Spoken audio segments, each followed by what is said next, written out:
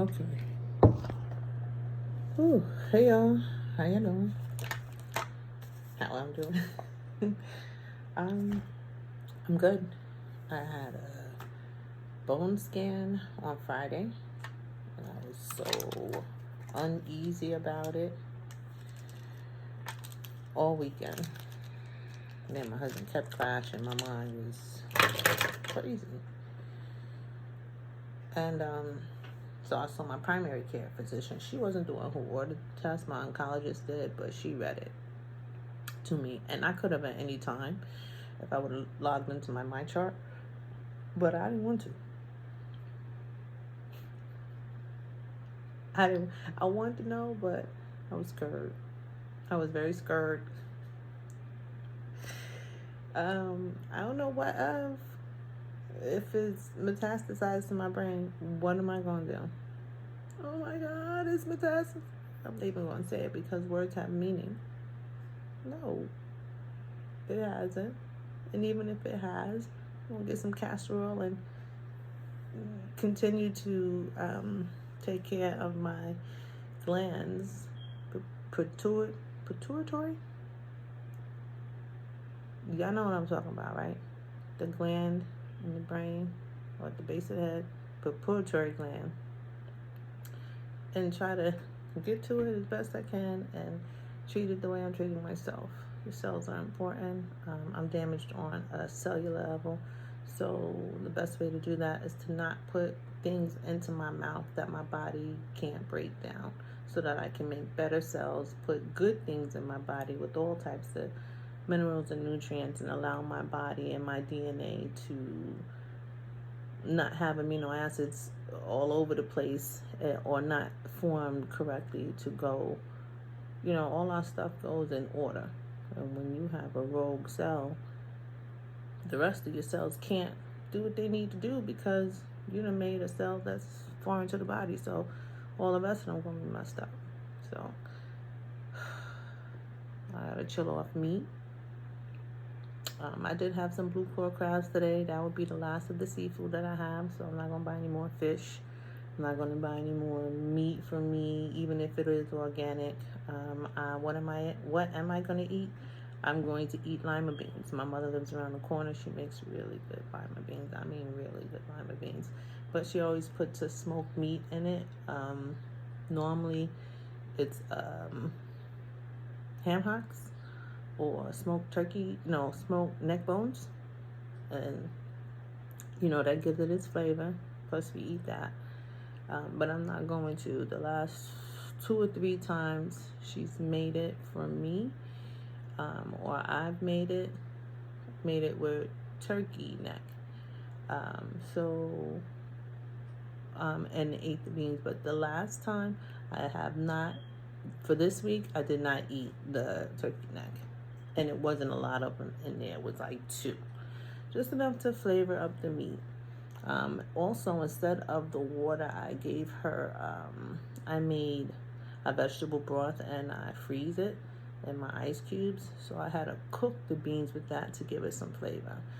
So now the next time that she makes them for me, I won't need the meat. My tongue will start to get used to that as the flavor, the vegetable broth. So I'm going to be eating lima beans for the rest of July, probably into August, to give myself some protein and allow my body to rest. Now, there will be some days in July and in August that I break my habit of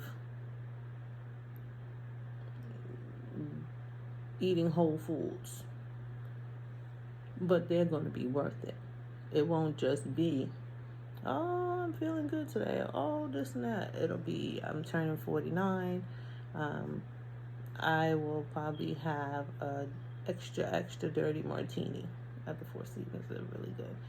So I'll have a drink on my birthday, knowing that it's a neurotoxin, knowing that it's going to kill my brain cells.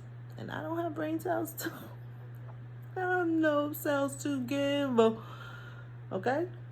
So if I have a drink and I'm knowingly and I'm actively aware of what I'm doing, number one, I have nobody to blame but myself. But number two, I'm making conscious decisions with the front of my brain where my willpower lies. Because I want to drink right now. I wanted to drink all weekend and I didn't. I did smoke some reefer today. Weed. That is my nemesis. You got to figure if you're smoking, you're pulling air out of your body, or you're pulling liquid out of your body. So you're dehydrating yourself. You should be drinking if you're going to smoke. Here's my tea. I always have a cup of tea. Always, somewhere in the house, somebody can find a cup of tea that belongs to me. I drink herbal tea every day. My herbal teas clean your blood, clean your liver, clean your kidneys, clean your adrenal system, clean your breast glands, you know what I'm trying to say, those glands, and clean your whole body out. Anyway, so I don't have, my cancer has not metastasized to my brain, so yay! I'm not in remission. I don't even really know what that word really means. I was told that they use it interchangeably with stable. They did tell me I was stable, but I know I'm not in remission because I asked my oncologist and she said, no, we're going to pray for that. So I guess that it's not aggressively trying to attack my body anymore. We got it under control with the chemo, the change of diet, with a few different things that I've done. I want to take away the chemo, but my primary care is saying that chemo has helped me out a lot. And I'm like, it's going to break down my bones, though. It's going to take away my teeth. I love them. I love my teeth. I like to smile. But I spoke to a few women with triple negative breast cancer over the 4th of July holiday, and too many of them have had to have back surgery. One of them is having back surgery on Thursday, the same day I gotta go in for chemo. My friend in Virginia, my new friend in Virginia, and she gotta get ready to, she's already had one surgery. Now another, L4 or L2, I don't know which one she had already, but the next one is gone. So they have to put cement inside her to make her stand up, or to fix her back so she's not in so much pain. Because the chemo has eaten away at the bone. Well, your I believe it's your white blood cells that are made in your bones. And if your bones are not strong, if your bones are not healthy, it can't make cancer, something like that. I have to do some more studying, but bones are serious. And if you pull out all the vitamins and minerals out of your bones, you start to break. I don't want to start breaking. So I wanted to stop the chemo.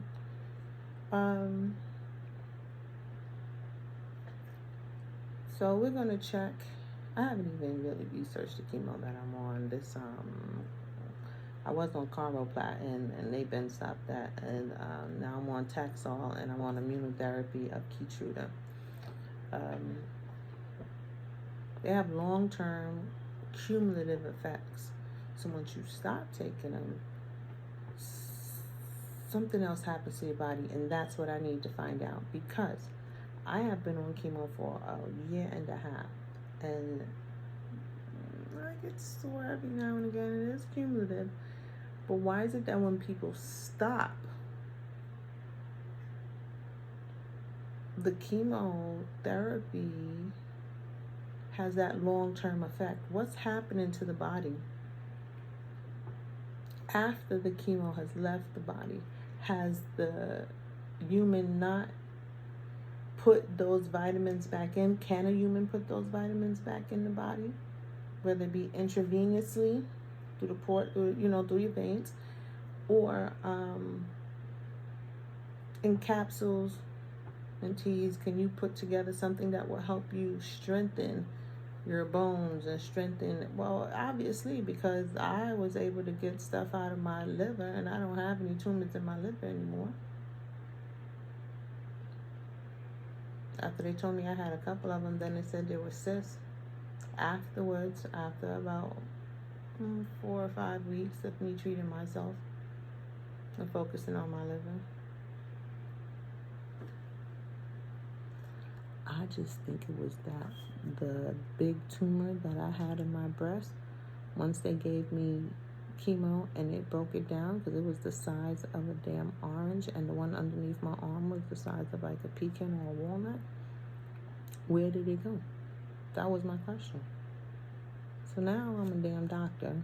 I've been studying so much without a license, herbalist, whatever you want to call me.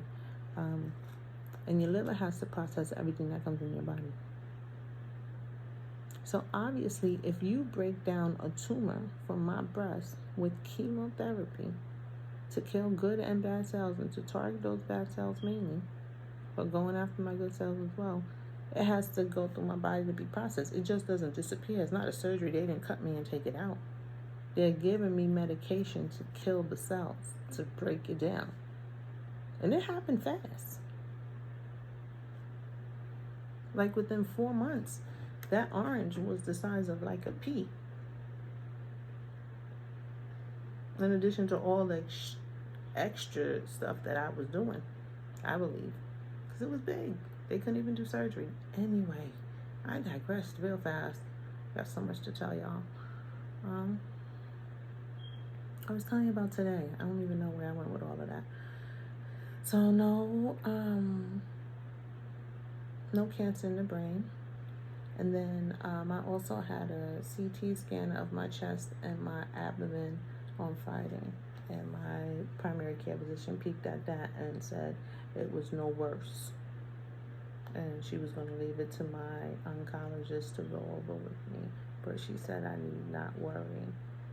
So it didn't get worse. So I'm happy with that. So it's a good day. I spoke to I was about to say my best male friend, but my best male friend is my husband. But my friend, Raymond Dewberry, today, and I have been purposely not, I don't call him, I don't speak to him regularly like that. He's just a really good childhood friend. It reminds me of my brother Junior, and I didn't want to talk to him. Last time I spoke to him, a childhood friend of ours passed of triple-negative breast cancer, Melanie. And that was the last time I spoke to him. Here we are a couple of years later, a year and a half later, and I got to call him and tell him I had spoke to him and I had cancer then, didn't tell him. Anyway, so that conversation was good today. Made me feel like I was 13 again. It was funny. It was stupid. And I loved it. And he asked about my husband, and I asked about his daughter, and we spoke about my friends and this email thread that I got going on with my homegirls from CI who are coming out to visit me for the week after my birthday. So it was a good day. My mother went and got her follow-up mammogram after they saw some calcification on her breast in her last exam. And she's supposed to come back in 6 months. It's been 8 months, and they told her she's okay. It's gotten no worse. So she just has calcification, so now she only has to go yearly now. They're not watching her, but I'll be watching her. I got some work to do. So I just wanted to say, hey, give you a quick update as to what's going on with me. It's a lot of stuff. It's past my bedtime. It's 8:43. I'm supposed to be upstairs at 7 getting ready to shower. So the look that you see is I'm tired.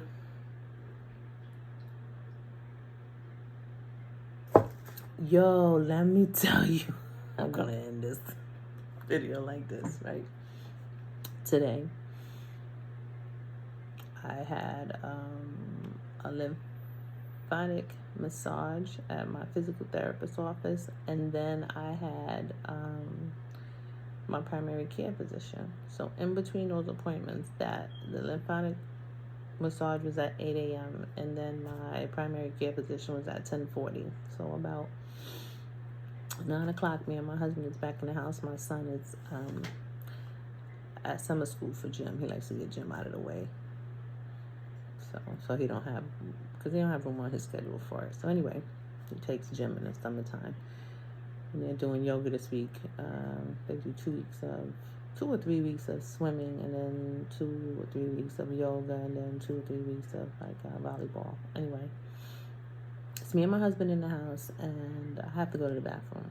So you see what I have on? I have on a one piece. I spilled something on it. Don't worry about that. So when you go to the bathroom, you gotta pull this down, right? That's what I need. So I go to the bathroom. I'm on the phone. I think I'm scheduling an appointment. I'm doing the things because for some reason I can't slow down. I must like it. But I'm doing all the things for myself. And I wipe myself and I flush the toilet and I pull up my pants and I'm looking around. And I take my hands and cover my breasts and I'm looking around. I'm like, what the hell? Where's my shirt? So I try to reset so I come out of the bathroom, which is right down here. I walk into the kitchen. I walk into my husband's office and I'm like, honey, I don't know where I put my shirt at. I don't even know when I came out of my shirt. And in that moment, he looks at me and I look at me and I realize that I have on a one piece and I simply need to pull it all the way up. This has been HerbMena, Janice, Sammy, Mackenzie, ladies and gentlemen. Yeah, I couldn't find my shirt today.